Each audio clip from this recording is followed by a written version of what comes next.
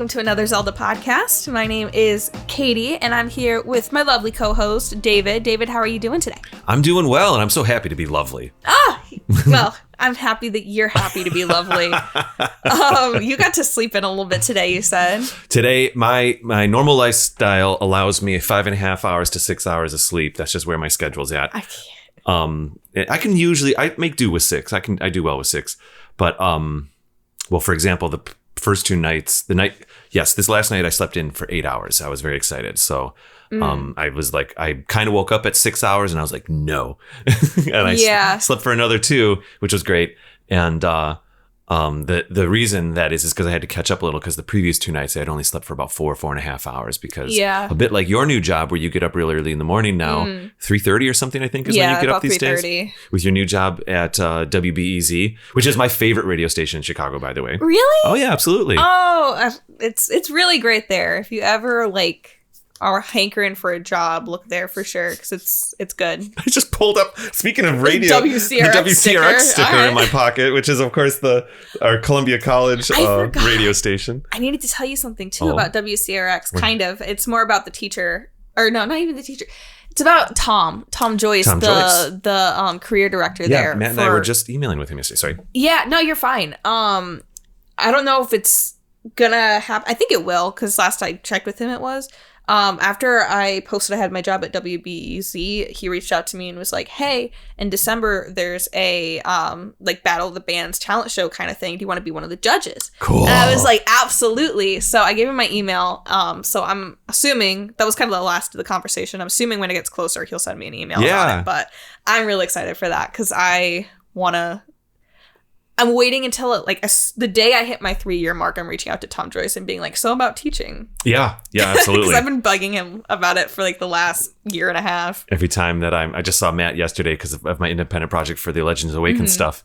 And there's always little seeds about eventually teaching a podcast course. And it's equally exciting and also equally terrifying, because you're kind of like, oh, I don't want to get my dreams up, my hopes up, you know what I mean? Because things could go so many different ways.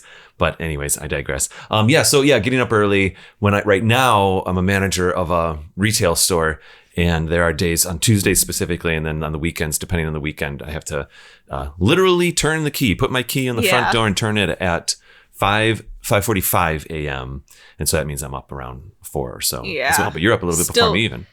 I'm not by that much. Yeah, and certainly not that it's a competition or anything. But I feel you for the on those days. I have to go to bed at 10 p.m. to even get 6 hours to wake up at 4. And this past Monday, I was editing some Legends Awaken stuff, which sounds really good so far, by the way. I'm really excited about it, and thank you. Maybe I'll throw something up on Patreon or something. But I don't know. This thing's coming. It'll be coming out. I think this is too much for a public episode. We were talking. Yeah, let's get into our show. It'll come out when it comes out. It'll come out when it comes out. You guys will know about it. The public will hear it. Probably January, 2026 or whatever.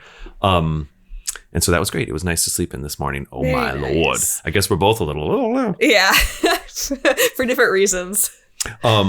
So, Kady, what are we talking about today?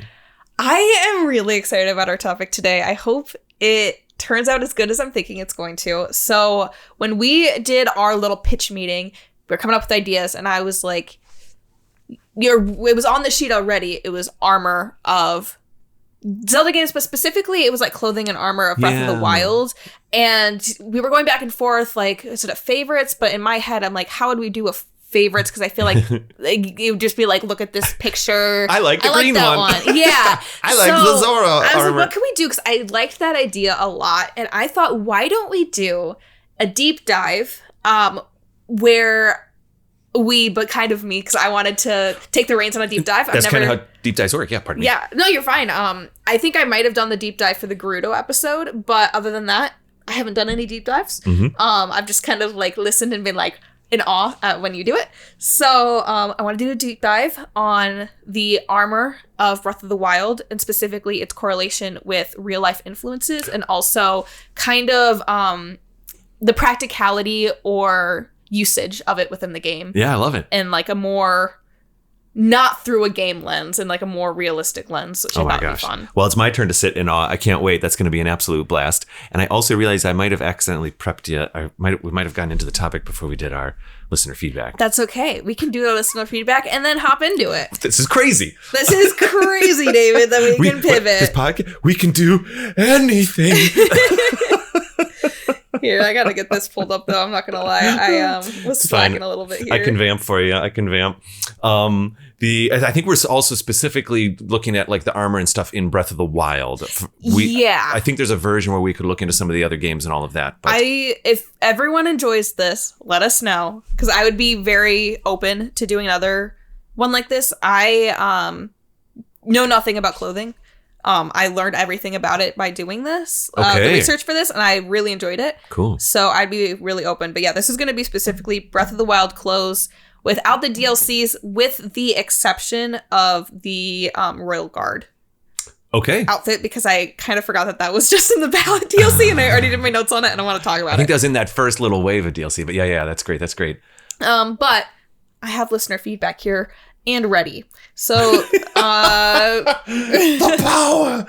This is on, I'm looking at you, Apple Podcast. Sorry, yes, it is. Yeah, yes. okay. I wasn't even looking. All right. 5 stars from Rob DeMan, Minnesota listener. It says, okay, fine. I like Breath of the Wild. Love the pod. I grew up with the console Zelda franchise and have loved every title except for 2. When Breath of the Wild came out, I had mixed feelings. In fact, after finishing, I immediately started up another playthrough of Twilight, my favorite Zelda game. Mm-hmm. I felt the same with Tears, but after listening to the borderline annoying level of positivity on your podcast, I started another playthrough of Breath of the Wild and ... am really enjoying it. Oh, that's wonderful. I'm taking it slow and just walking around, taking it all in. I had forgotten about the dragon wrapped around the mountain, which was a great moment. Mm-hmm. So thank you for forcing me to play this game the way it was intended. I'm going to try Tears again next. Okay, fine. I like Breath of the Wild. I honestly agree a lot with you, but specifically for Tears, because I did not take my time with Tears. And it's a game that I feel like I didn't appreciate enough, and I do need to go back and replay it at some point. Yeah. Because at the time, I was finishing it for the Zelda Dungeon episode that we did as a collaboration. And so I was like, I just need to get this done. I remember you like powering through the Goron stuff while we were at Zelda Dungeon. It was like homework. Yeah. So it turned more into homework and more into me just speeding through things. So I would like to go back and replay that one.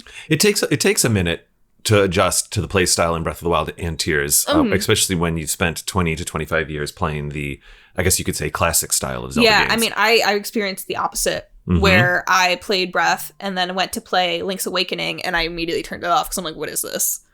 But now it's great. I love it. Yeah, absolutely.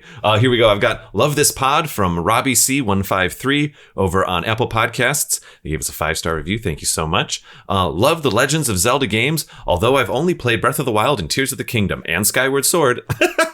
And I've loved all the games. Thanks for an amazing podcast. 7 green heart emojis. Yeah, Robbie, thank you so much. I feel like that's the natural for anybody who was introduced to Zelda through Breath of the Wild on the Switch. This is a very natural thing. It's like you play Breath, and then Tears, Skyward Sword's on the Switch, and then you can kind of do the Link's Awakening remake on Switch. There's a lot to offer on the Switch.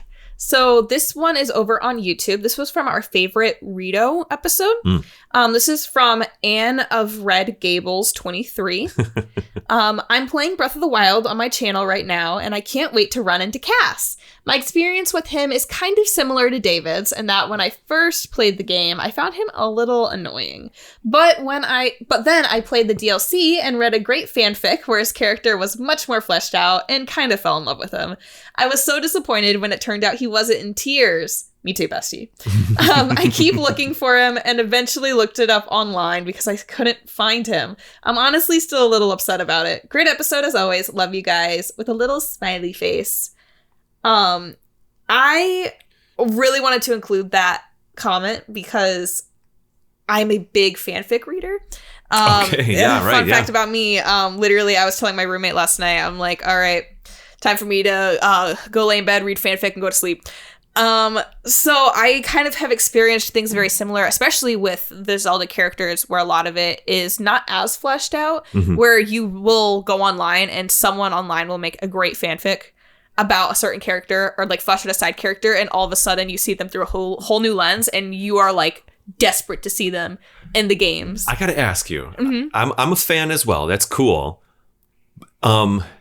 Maybe I'm being a little like OCD about this, but do you ever feel like, I'm accidentally taking non-canon lore and placing it into canon lore? Absolutely.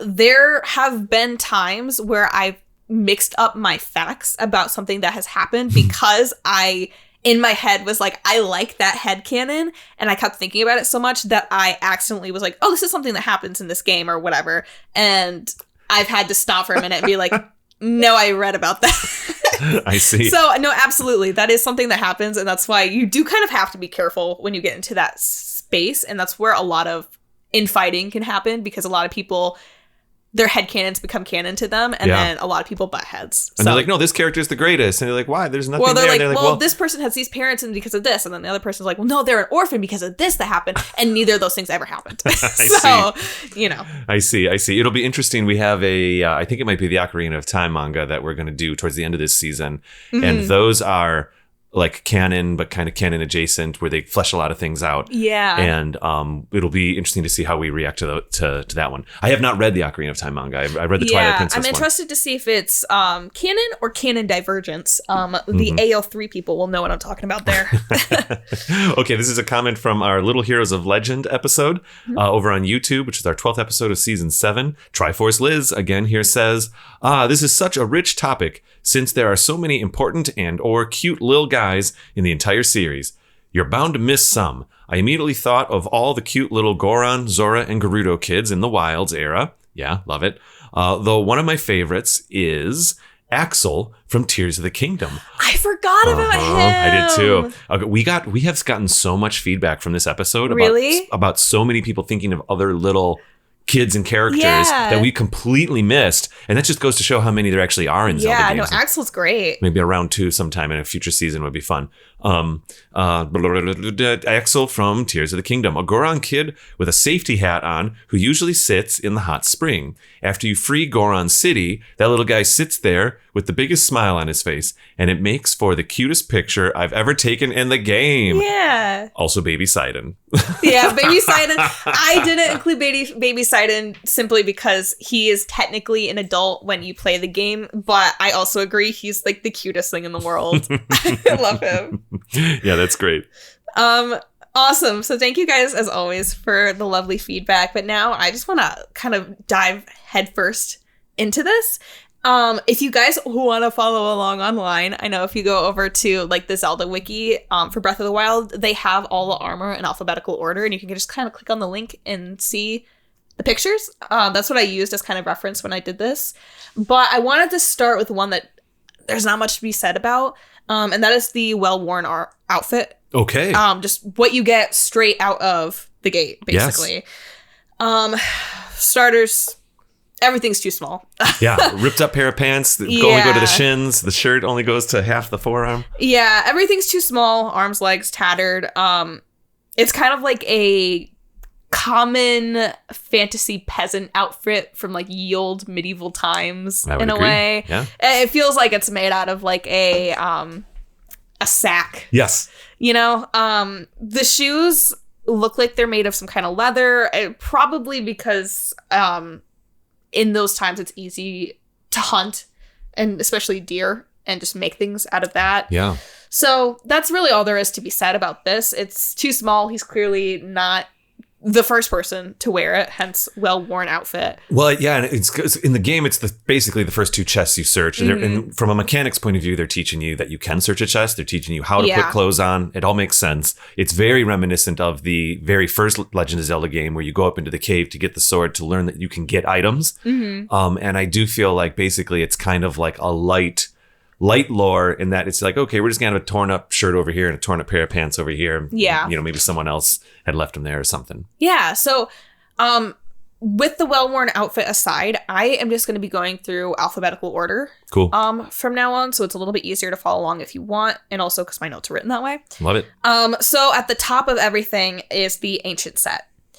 Okay. Yeah, ancient set is made by Robbie specifically, and it grants you guardian resistance, which is really nice. It makes it kind of look like one too. Yeah, it makes you kind of look like a guardian, which is probably why you have a little bit more resistance to it. It's made of the same material that they're made out of. Oh, right, of course. Yeah, you in order to get it in the game, you have to bring Robbie the parts for it. It's pretty simple, black skin suit. There's a lot of eyes on it. But what I do find interesting is that even though it has a lot of the eyes kind of like a guardian, it's more reminiscent of like the ancient towers than anything else. Yeah, you're right. In the way that the patterns are, the coloring of it, even like the really tall helmet, it just looks more like the towers. The helmet does have a nice little chin strap though, to keep it on while you're moving around. But what I think is really smart from a technical point of view is it doesn't fully cover everything, which on one hand you would think that's really bad. It's not covering his vital organs, like it's not covering his stomach area. Yeah, right. Whoa. Or some of his leg area. But the reason for that, in my belief, so they're leaving his kind of knees and hips and everything kind of open for a little bit of easier movement, because with the guardians you're constantly having to run and dodge and look around. So I think that might be the reason why that's left a little bit more open. It's a little bit more vulnerable, but you're still able to move while being protected. All right. Just kind of smart. That armor always feels like it weighs a lot, even though the animation doesn't change. It feels thick and heavy, No, it absolutely does. It feels like it's almost made out of like some sort of like a clay or something. I agree. The way it looks. Yeah. Yeah, totally. So next is the barbarian set. Wait, I want to. How often do you find yourself wearing that one? Never. Technically me either. I put it on for a few seconds. I was gonna say, but the reason for that is because I don't like to fight guardians. They still scare me. I see. Did you ever get past that? Did you ever be like, I'm just gonna go hunt guardians? Get past that? I don't know what you're asking. For me, oh, the scariness? I'm still I don't want to be seen by these things. I mean, you get to a point where your sword is so strong towards the end that you can kind of just walk up to them and start slashing their legs off. Uh-huh. And I don't think I would ever go hunt them per se, but if they were in the beginning of the game, you actually you're choosing whenever you're getting near the castle or even the ancient area, I guess that you could say to the west of the castle, which I think is a ton of fun. It's terrifying. They're everywhere. You're sneaking around on purpose. Yeah. And because once they see you, really pretty much you just got to get out of there. But I don't know if I would hunt them, but I would start to towards the end of the game.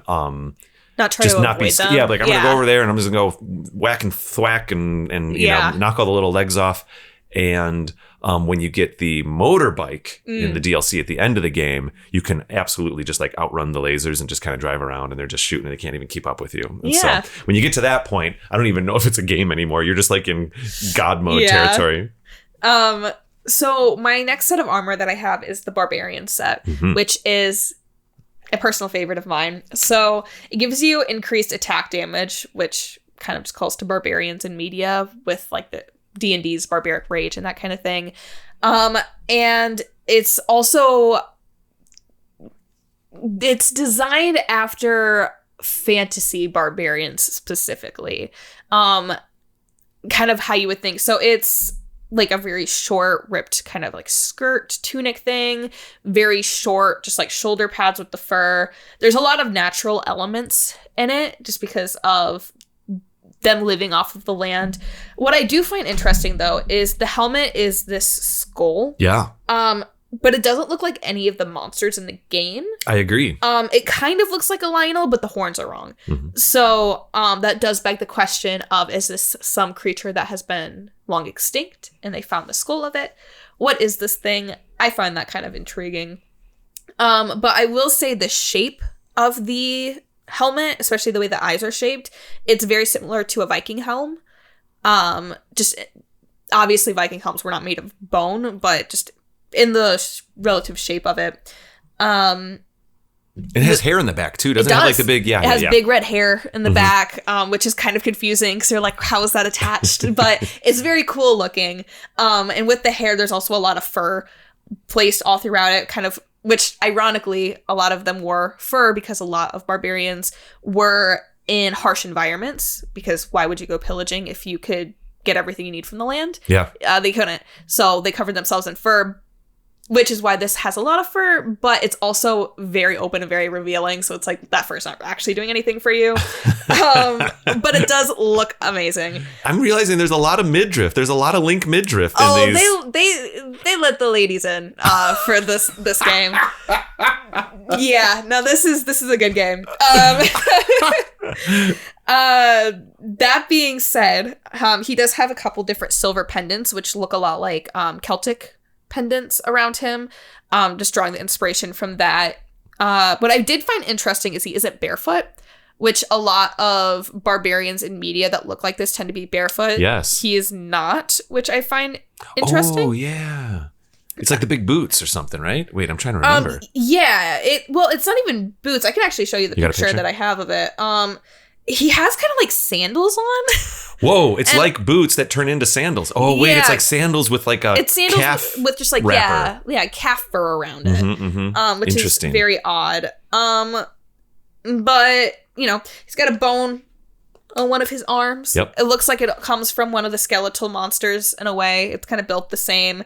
And I was trying really hard to find something on the purple paint on him for an inspiration. Right. But I was really struggling to find anything. I was looking in all sorts of different cultures. There's not really anything for the exact design. But what I did find is in a lot of like African tribes, the purple color of like body paint tends to mean like royalty, luxury, wisdom, passion. So it could be a call to him working for Zelda, or it could just be that they're like, this is a cool color. It's a cool color. But I like to read into things. No, I like that a lot. Also, did you know that if you go to, not Robbie, the dye guy, with the barbarian suit, if you dye it different colors, obviously the dye changes from purple to other colors, but the patterns of that dye changes too.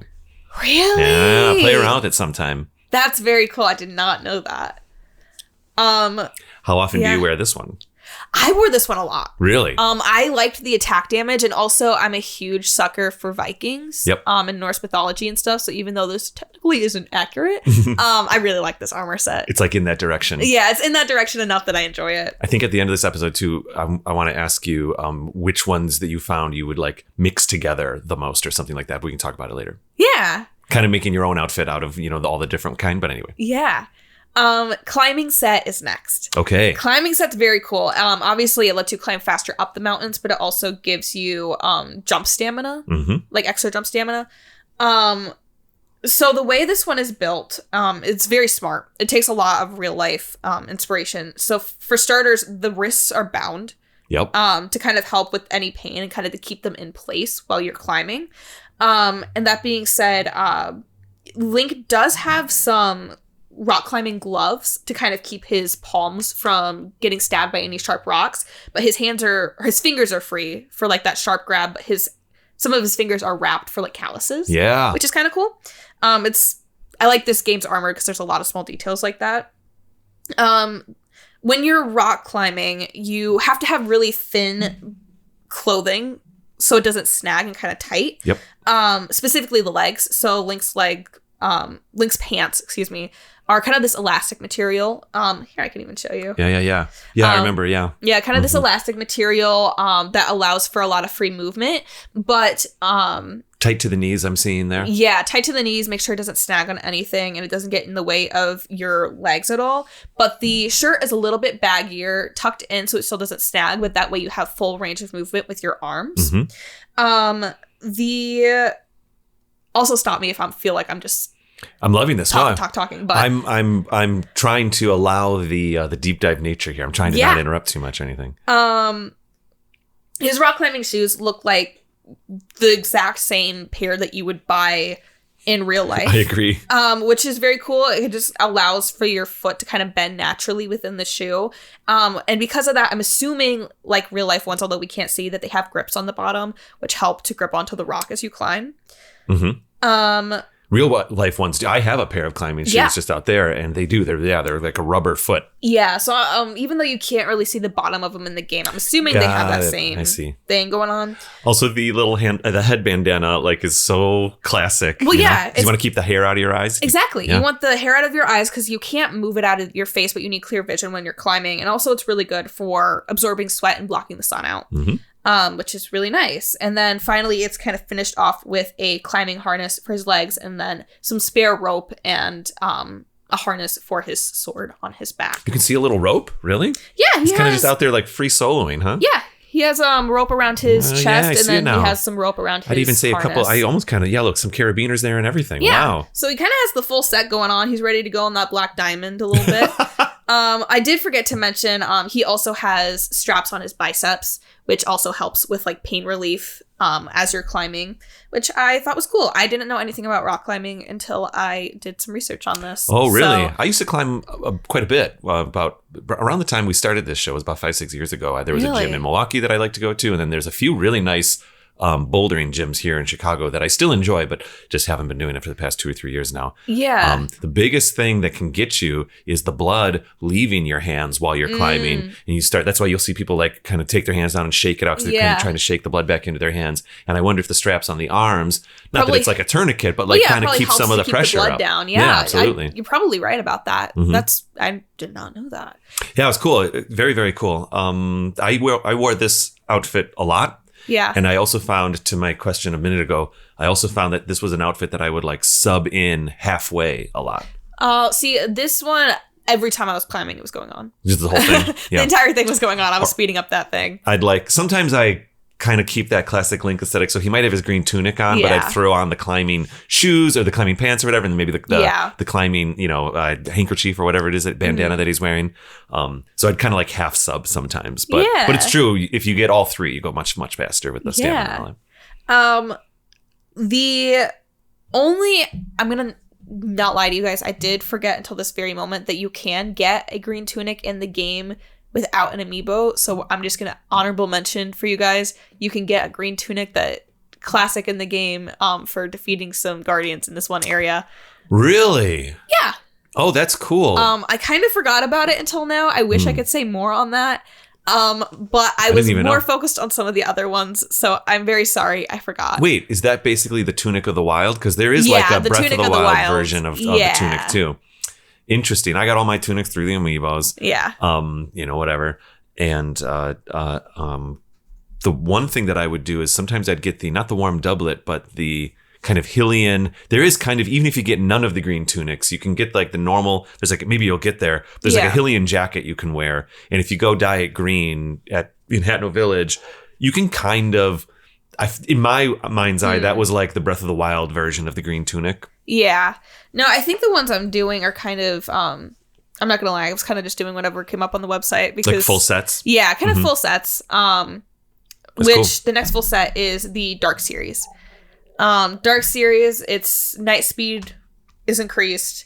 It's literally just Shadow Link from Ocarina of Time. It is, absolutely. And they kind of further push. It's Shadow Link from the Adventures of Link, which is also seen in Ocarina of Time.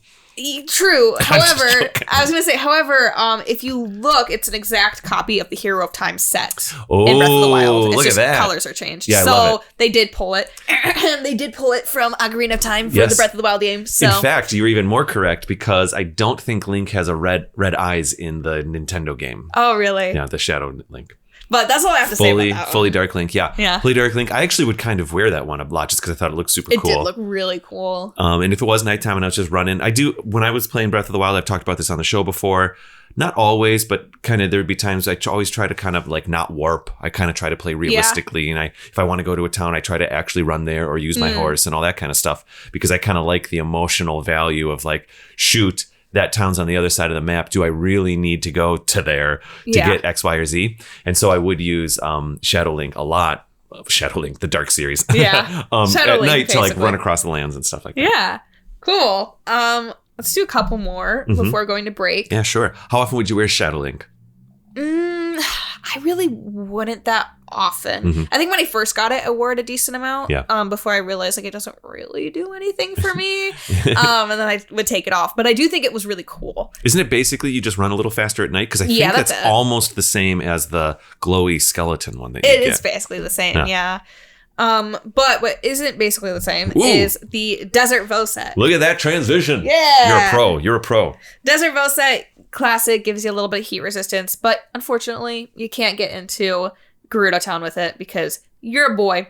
What I think is funny about this one is there's a lot of gold accents on it, which is interesting because gold is one of the best metals for not being heat conductive.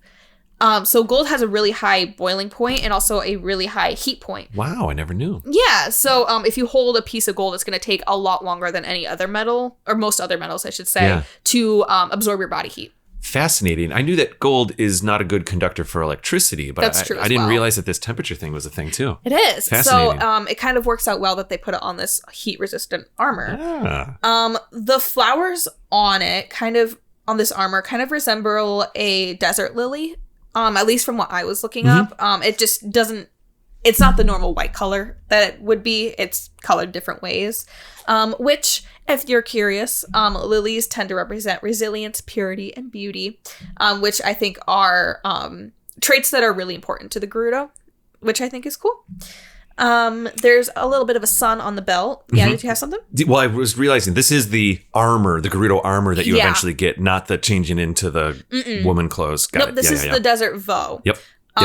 So yeah, you have a sun on the belt because desert. You got a little bit of a sweatband for the heat. Kind of another callback there. I do like that only the front of the calves are covered with armor. So the back is free for a little bit of air. And finally, he's wearing some harem pants, which are those big kind of baggy pattern pants that a lot of people wear when it's hot out in the desert, especially in South Asian and West Asian countries. I was doing some research. I didn't end up writing it down, but harem pants ended up coming from a different kind of pants that I think was in Turkey. I could be wrong about that, though. I looked this up a minute ago. But these in the game specifically look like harem pants. Also, he's got his little kind of like top knot kind of. Yeah, he's got his little hair sticking up. Yeah. It's very colorful, which I like because you got to have color in the desert. What are the mechanics for this one? Just heat resistant, really? Heat resistance is it. Yeah. It's basically this. Actually, I think heat resistant. I could be wrong about that. Maybe this one isn't heat resistant because for some reason I feel like I remember putting it on and then having to change into the other Gerudo outfit anyway. I feel that it's desert heat resistant, not like Goron City heat resistant. Oh, well, yeah. Like flame resistant, I guess. Gerudo isn't flame resistant, but what is great transition for me, Holy David? Moly. It's the fireproof armor. Fireproof armor. I learned a lot about firefighters when I was researching this. Oh, I can't wait. Because I feel this suit looks ridiculous. It looks like a bendy straw, but I feel like it's backed with some logic. A little bit, yeah. So obviously the perk you get from it is you're fireproof. You can walk around Goron City with no problem. I do like it because unlike some of the other ones, which kind of, they give themselves some leniency with the fantasy aspects. They do have this one fully covered. Yeah. Other than, I guess you can argue a little bit of the face because it's just bars on the face. Oh, yeah. But obviously, by looking at it, it's inspired by a firefighter uniform. So it's super bulky because firefighter suits have a ton of layers. So kind of how they're built, there's a couple different layers, but the outer layer, which is what you see with this armor, it's really thick and durable to specifically protect against the flame. So this armor is kind of a silver and brown throughout. So what I assume is that the silver part is made of steel and tungsten because those are fire resistant metals. Yep. And the brown parts of the armor are likely oxidized titanium or nickel alloy. Because those metals are also heat resistant, but they tend to turn brown when exposed to high temps. Cool. Fun facts. Yes. Because it's resistant to the heat and flame, it's got to be well insulated, which is where you see those kind of rubber bendy straws. Mm-hmm. And on top of all that, it has some yellow straps across one, for the practicality of your sword and everything, but also a lot of firefighter suits have yellow straps that are reflective so that people can see them through smoke. Just in case they need to get out. That. Finally, head made to look like a Goron. It's big circle, what? big thing on the top. Yeah. I never thought of that. I just thought it was like, look at this crazy big, show you. Look at this big old helmet. It is. It's actually, wow, you're showing it to me now, and I'm struck. I've looked at this outfit so many times, and you're right. Even the little kind of top knot Goron hair is on there. Yeah, and then finally, to add to that Goron-ness that is this suit of armor, right on the kind of bottom flap of it is the Gerudo or the Goron crest that you see in some of the other games. Which was cool. I had to do my research to figure out where that crest was from, because I was sitting there and I'm like, I know I have seen this before, but I knew it wasn't the heat symbol. What's the crest? Can I see it real quick? Yeah. Is it basically the red gem from Ocarina of Time?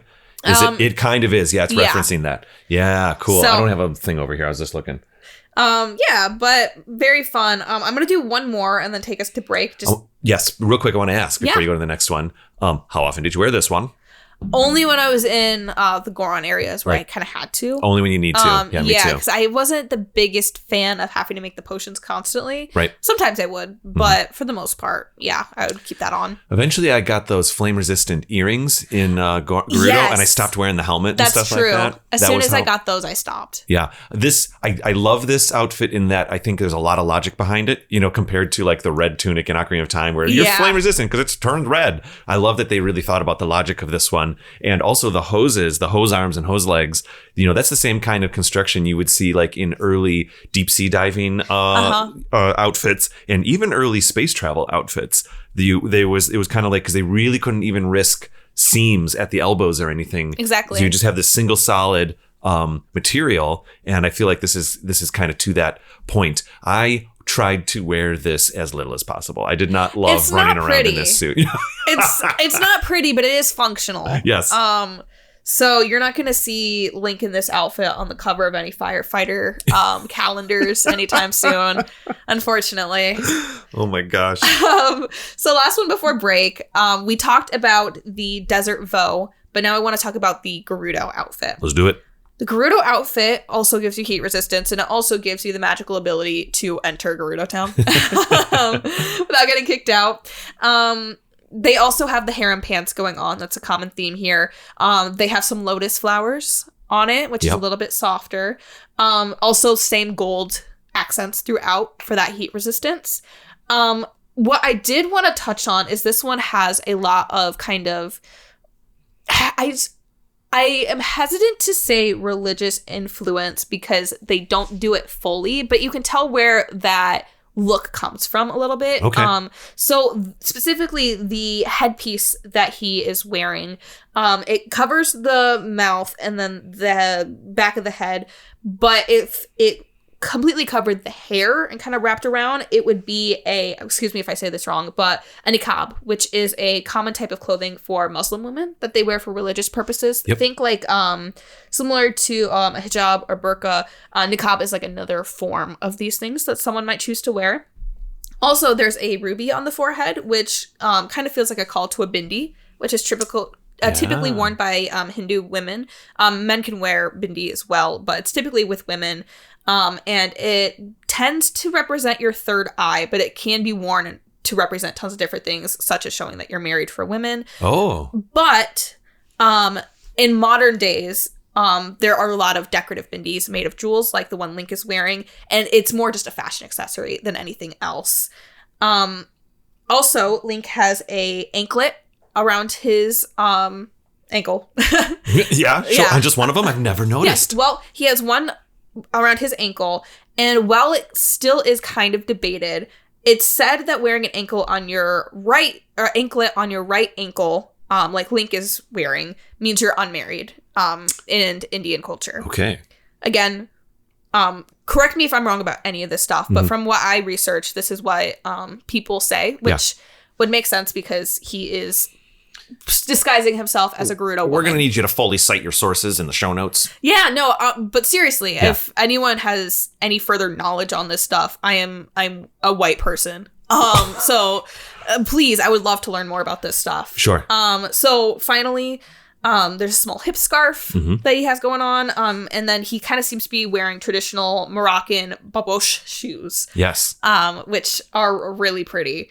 So that is a lot. That's fantastic. But very cool. A couple notes on that one. Did you wear it much when you didn't have to go into the town? You know I wore that outfit a lot. You wore it a lot. Yeah, come on now. So that's interesting because my original co-host, Kate, also wore it all the time. At the very least, she would wear the headpiece, just to kind of, and I asked her, I said, why? She said, I just like how it looks. And even though I know Link's a boy, I kind of like running around with something that maybe I would wear and stuff like that. It's all over the spectrum there. Yeah, no, I'm a very big fan of like gender ambiguous Link. I know, correct me if I'm wrong, but I thought I heard originally Link was supposed to be very ambiguous when the first couple games came out. Well, certainly Link is a little bit more androgynous by design in Breath of the Wild. So much so that when the first trailer released, some people thought Link was female. Yeah. So I'm a really big fan of that.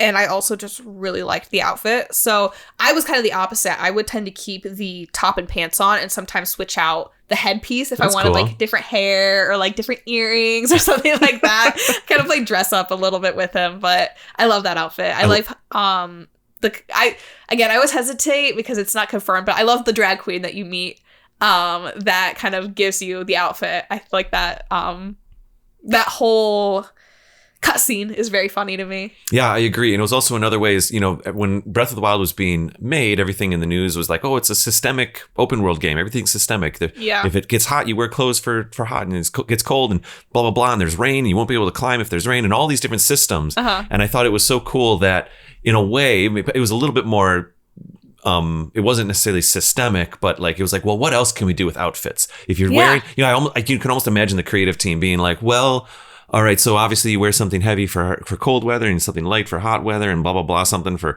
water and something for electricity and all these different things. And they probably thought like, well, what are other ways that it could be important while you're wearing certain kinds of clothes? And I'm sure they came up with this idea of like, well, how about, we have the Gerudo, and even in Ocarina of Time, like part of their lore is that, men aren't allowed. Yeah. We could actually play with that with this kind of costume, I guess, system that they have. And I thought that was a really cool kind of out on the edge way of also having the costumes be important, which I thought was super awesome. Yeah. I had one more comment about this one. I think more than in any other Zelda game, I think Link is the most ambiguous and androgynous in Breath of the Wild and Tears of the Kingdom. I think that's completely by design because these were the first two games, if really almost kind of the two games where you could do so many different things to Link, put so many different clothes on him, make so many different choices about Link, that I think they really, really doubled down on the you are Link thing that happens in Zelda games. And so, you almost want to give Link the least amount of personality so that the player can have their personality projected. Which I've talked about a couple times on this podcast as, again, the person that we were talking about at the beginning with their comment. I'm a really big fan of fandom culture. The reason I started playing Breath of the Wild was because I was seeing all of this fan art and all this stuff coming out about this game, and everyone was putting their own personality, their own identities or themes into this character that I was like, I gotta play this. I gotta see what's actually going on here. I gotta see what the hubbub is. Yeah, and I think that's why it also plays so well. I think that's why so many people like this game, because they can project a lot and have a lot of theories and ideas about Link specifically that they kind of can resonate with, which I think is cool. Yeah, absolutely. But with that, I say we go to break because... this is going to be a long episode, guys. Buckle in. We're still going? Oh, we're still going. But we're going to go to break. We'll come right back and we'll continue with the close. Love it.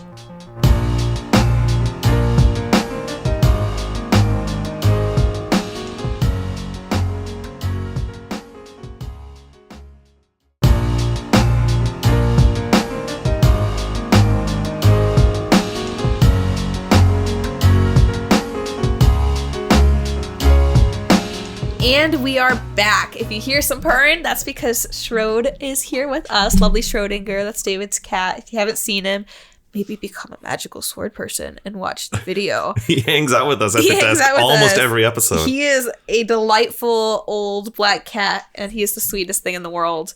Here's a little... Yeah. Oh, boy. He's an 18-year-old cat. There's some old man purring right there. All right. Got to get his motor revving. Mm-hmm. So my transitions are terrible. Speaking of black... You know what else is revving? You know what else is black? The Radiant set. Sure. The Radiant set, you get a disguise bonus with it. Mm-hmm. But also your bone attack is up. I don't know if you've seen about this. Yeah, so if you attack with bone weapons with this armor set, it does more damage. And specifically, I don't think it's in breath. I think it's in tears. Oh, hello. He's sorry, Shorty. He's kind of taking over the show right now. He just jumped up and started licking Kady. I don't know what's going on. Anyway, I'm so sorry. No, you're good. We are on the air, Schrodinger. You got to reel it in. I think it's in tears. You can meld two bone things together and get extra bonuses. And then with the sword, you can get, or with the armor, you can get it to where you can one hit anything in the game because of all the multipliers. Okay. I don't know exactly how to do it, but I have seen it done. But specifically in breath, it's very inspired by wrestler outfits, specifically luchador. Yes. Which is kind of cool. Which is why I'm wondering if they went that route because it's a skeleton outfit. Maybe they were thinking like Dia de los Muertos or something. I think there's some referencing there. Yeah, but it has the classic luchador mask, has like the little underwear That's over right. top, and then it has the big champion belt, which I think is really funny. I don't know if you wanted to look, but it's quite literally actually is like a wrestler. It's literally a championship wrestling belt. Mm-hmm. I'd like to say something. I was going to say it when we were talking about the Desert Vo outfit. I think that what we're seeing here, and this is something that I think Zelda does very well, is there's references to cultures in Zelda, but they almost kind of always make sure that it's a combination of cultures are represented. We're kind of seeing that here. There's a playfulness with the literal wrestler belt, but also they're kind of loosely referencing some other cultures that you mentioned. I think the Desert Vo did that very, very much. And I also think you can even see it in the environments. You know, like Kakariko Village is like a combination of some Eastern cultures mixed with some Western things that you would see, or reverse it. And I think that at the end of the day, that's kind of what Zelda does, is that it creates it creates cultures and creates aesthetics that referencing other cultures and are usually a little bit of a hodgepodge and a mix. Yeah. And I think we're seeing that here as well. No, I agree. It's why I was so interested in doing this deep dive, because I could tell when I was playing the games, it was pulling from different real life cultures, but just in different ways. Like, one thing might inspire the helmet, another one might inspire the shoulder pads, and then the shoes and things like that, which I thought was really cool and I wanted to talk about. I never realized it was like a WWE style wrestling belt right on him, though. It's like the big gold thing. Yeah, it has like the little skeleton in the middle. It's kind of crazy. So, like I said before we hopped into this episode, I did include one DLC outfit because I kind of forgot it was a DLC outfit, and I also really like it. It is the Royal Guard outfit. I think, I could be wrong, but there's technically 3 layers of DLC, and then like the first one was kind of like a free one just for the fun of it. Yeah, and then there's the Champion's Ballad, and then there's one more, but I can't remember what it's called. Well, it might be Champion's Ballad, like Volume 1, Volume 2, or something like that. I can't really remember, but there was like a tiny little one before the 2 big ones. It might have even have been free, and it gave you the Nintendo Switch shirt, and then I think this Royal Guard, I think, was in that one. So it's not too far off as far as like, this one might be, it's a little closer to being in the main game, I think, than like, you know, some of the crazy DLCs. Yeah. So this one, the perk it gives you is your charged attack stamina goes up.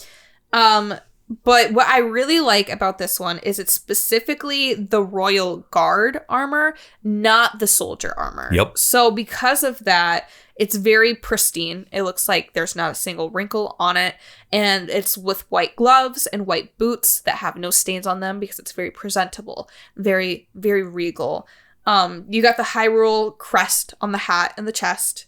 And kind of what seems like it might be the goddess on the bottom of like the tunic. Oh yeah.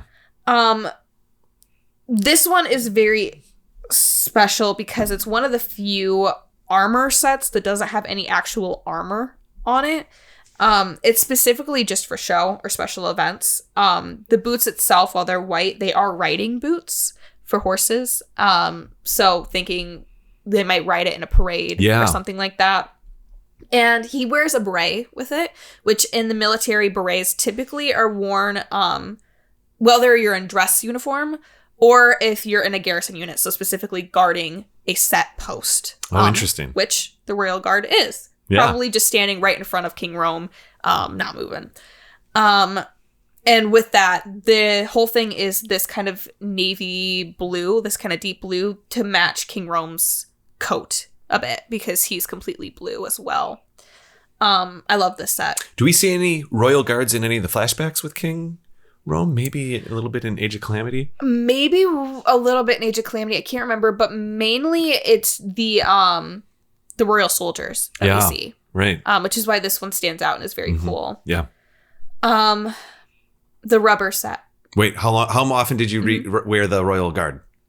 I wore this one not as often as some of the other ones, but I did wear it as much as I could because I really liked the way it looked. Even though I didn't really use charge attacks that much, there's something so royal about it. Sure. And I liked dressing Link up like he had the position that he had, you know? Mm-hmm. It was very, very impressive. I think I put it on once or twice to look at it, and that was it. But not because I disliked it. I just never found myself pulled to it. But I like your reasoning very much. Yeah.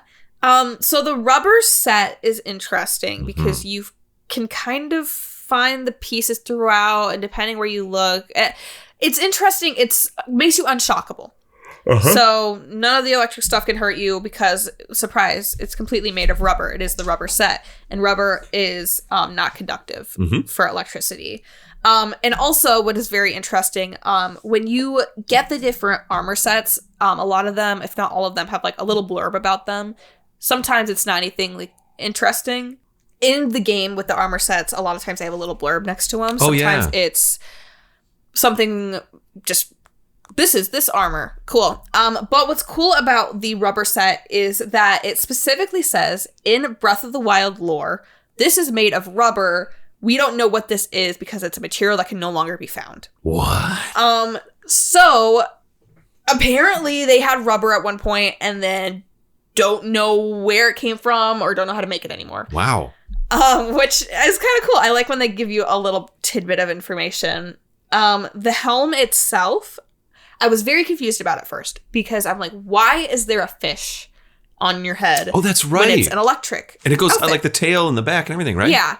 What I did find out is what I think it is supposed to be an electric catfish, which is a real creature that I didn't know about. Wow. So apparently electric catfish are freshwater fish from Africa that generate electric shocks up to 350 volts, which is very scary to think that's a thing that exists. But it is. 350? Wow. So that, I'm guessing, is what inspired the fish head with like the catfish whiskers. You're right. You're right. Mm-hmm. The shirt's vest is still connected with metal clasps for some reason. That I'm a little confused about. It's gold. Yeah, no, it's silver. So that's where I was like, I don't really have a logical explanation for that. However, the large gloves do kind of resemble electrical gloves, which I appreciate, as well as there's some padding on the thighs and shoulders for a little bit of extra protection. And I like the boots a lot, not just from a technical standpoint, but they're kind of cute. They're just big boots with the tops that kind of frill out like gills a little bit, and they're blue on the inside to kind of further that. I don't know. That's that. I recall, I could be wrong, I recall that this is one of those sets where if you at least wear two of them, you can basically achieve the thing, so you can like not get shocked by wearing at least two of the set. I could be wrong, but I think you're right. That's what I'm remembering, because I think I specifically remember I would often wear the top and bottom, but not the crazy fish head. Yeah, and that might be why there's a lot of, when you look online for it, you'll look up and it'll be like, this set, and then for that one, it's just like rubber helm, rubber shirt, rubber shorts. So that might be the reason why it's written like that. Interesting. How often did you wear it? I wore it only when I was fighting with robes in the rain. Yeah, with robes in the rain. Or there was the main the baddie. Electric Keese. The Shock Blight Ganon. Oh, yeah. It was helpful to have that on. Yeah, that was a rough Ganon. It's the roughest. It is fun, though. I think it's the I'm toughest. not gonna lie, it is Yeah. tough, though. Mm-hmm. Next up is the Snow Quill set. Cool. Snow Quill makes you unfreezable, so if you're going up to visit the Gerudo, you want to get this set of armor. It is very interesting to look at. It seems to me like it's inspired by traditional Inuit clothing with the patterning on it. Oh, yeah. The shoulders have metal feathers on it as shoulder armor, I guess, but also as a reference to the Gerudo, of course.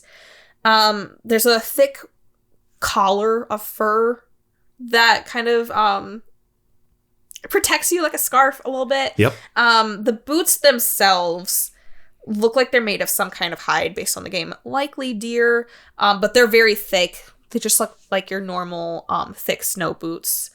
The whole outfit is thick because it's filled with a lot of layers. Absolutely. And then kind of for no reason except for the reference, it also has like the little bird wings for the shoulder pads. Yeah, that's what I was just Oh, saying. you go in Yeah. there? Wait, you just said the shoulder? Yeah. Oh, yeah, cool. Sorry, I guess I spaced out. No, you're okay. The literal wings, and then he's got little feathers in his hair too. He which is fun. does. Yeah. And then he also has a little bird crest on him, which is cute. But actually, I'll save that part for last. There's his braids in the front. To me personally, they feel very reminiscent of Viking hair taping, where they would take the ribbon throughout to kind of keep the hair all tied really tight and braided. Yeah, interesting. Didn't Tiba have those braids too? I think so, yeah. What I find the most fascinating about this outfit, though, is I was looking at it, and so his left hand does not have a glove on it. It has a glove, but it's just kind of like a thinner one. Is that what he holds? The right hand has a thicker glove on it, but the thicker glove is missing the pinky and the ring finger. Huh. So I'm like, why is that? And the reason for that is because it's for Kudo, specifically a sort of Japanese archery. What? So do they pull with those fingers instead or something? I was trying to look at this. I was doing a lot of research on Kudo. I think they still pull with like the main fingers, but for some reason in the traditional gloves, they leave out the two fingers. Sure. So Kudo is interesting because it's not really archery in the sense that it's not about so much as hitting your target as learning how to handle the bow and training to be able to use the bow. So from the people I was watching online explain this, your typical American bow and arrow, you pick it up first day and are shooting it. Kudo, you don't normally even touch the bow until like 3 months in. What? And it's because Kudo is meant more for ceremonial and spiritual martial arts reasons. Cool. And a lot of people use Kudo as a way as kind of focusing their chi or using it as a kind of meditation in a sort of way, which is very interesting that they specifically made this outfit of Link Kudo related. Yeah. Another example of blending a bunch of different cultures together too, with the aesthetics. Yeah. I think it says a lot about Link because he is such a good archer, obviously.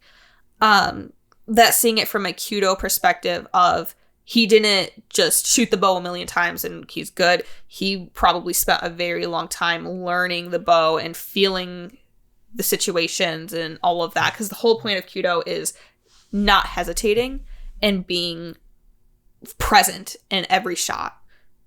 That's awesome. It's very cool. Yeah, I love it so much. Wow, you really did go for a deep dive here. I This did. is cool. Are you proud of me? That was the biggest smile I've ever seen you make just now. Yeah.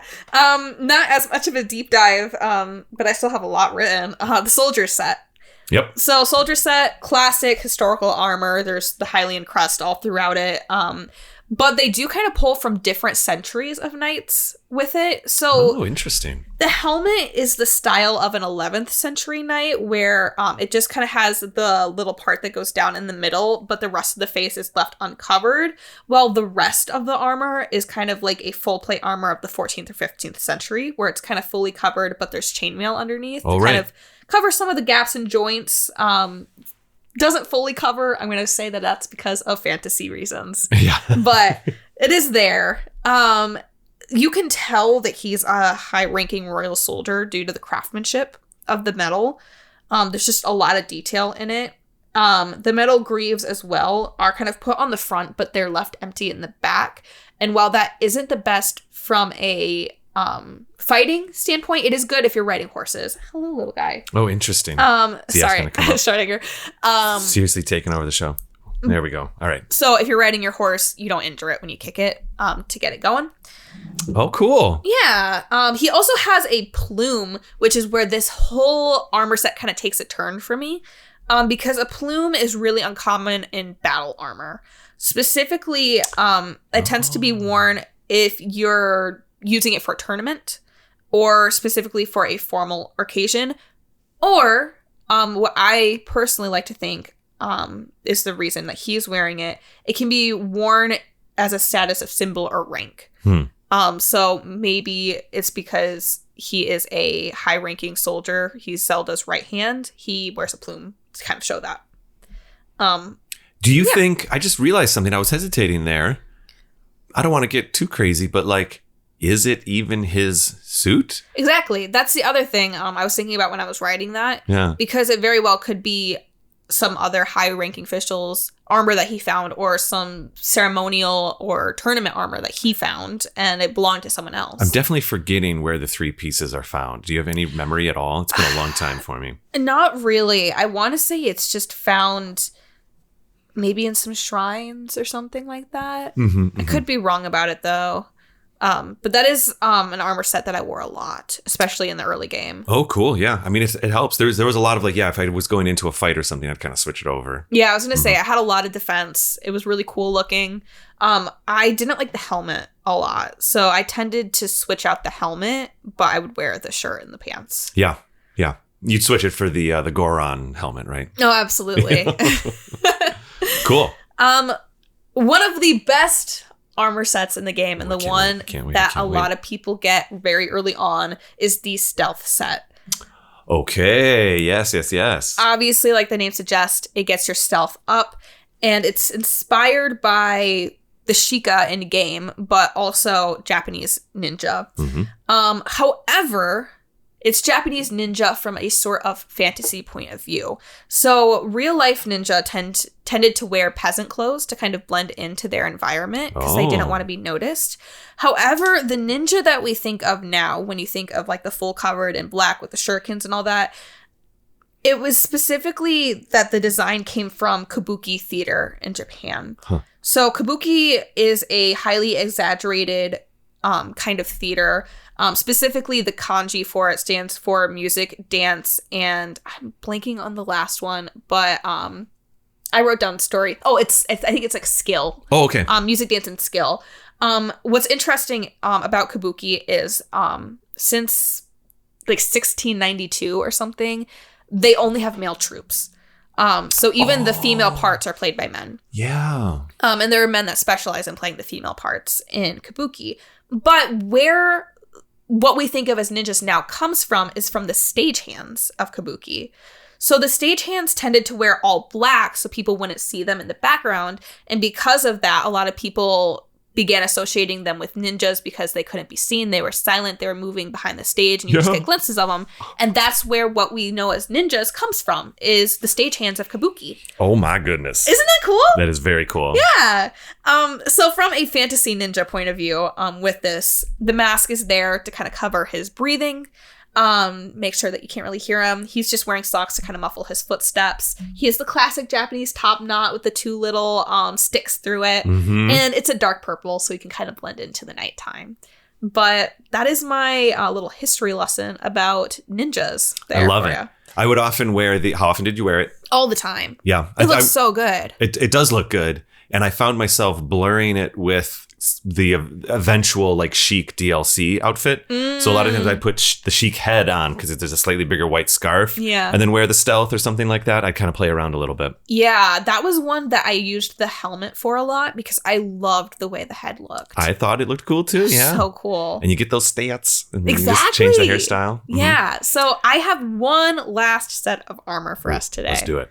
Do you want to guess what it is? Wait, well, it's the Zora armor. It's got to be. It is. Yeah. It is the Zora set. Mm-hmm. So the Zora set gets your swim speed right on up. It is specifically, you find it around the Zora areas, but it's said that Mipha made it for Link as a kind of proposal outfit. Obviously, she never ended up proposing to him. Rip Mipha. But you find it and it's perfect fit for you. Yep. It's a blue color originally, so you can blend into the water. However, the helmet is made to look like a shark Zora, specifically like Mipha or Sidon. Wow, so personally, whenever I play, I like to dye it red to match them. Oh, that's cool. Yeah. There's some silver accents throughout it with the metal, and the design of it looks like the pillar structures throughout Zora's domain. On top of that, across the chest is the water crest from Ocarina of Time. Can I see it? Do you have a picture? Yeah, I've never I do. noticed. That's awesome. The gem parts are missing, but it's... It is. This is so great. Oh, it's so exciting. That's what I was finding really interesting when I was doing all this, is it takes a lot from Ocarina of Time, which is kind of cool. You get flippers when you're wearing it, because obviously if you want to swim fast. And there's some beads and pearls that are made to make the straps, kind of like they found them within the river. There's some scales throughout, which allows water to glide off even easier.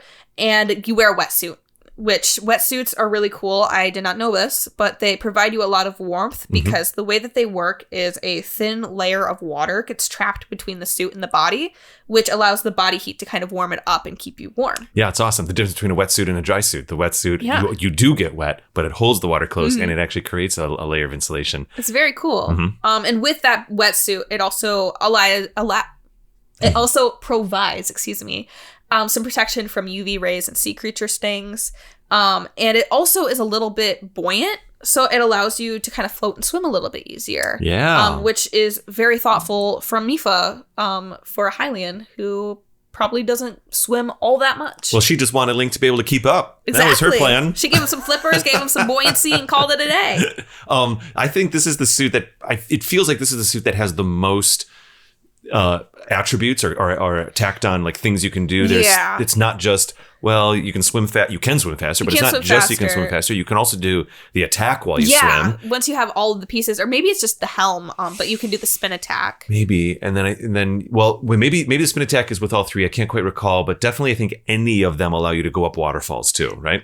I think so, because I think you get the first piece and then you have to use it to go up the waterfall for like a quest of some kind. Absolutely, yeah.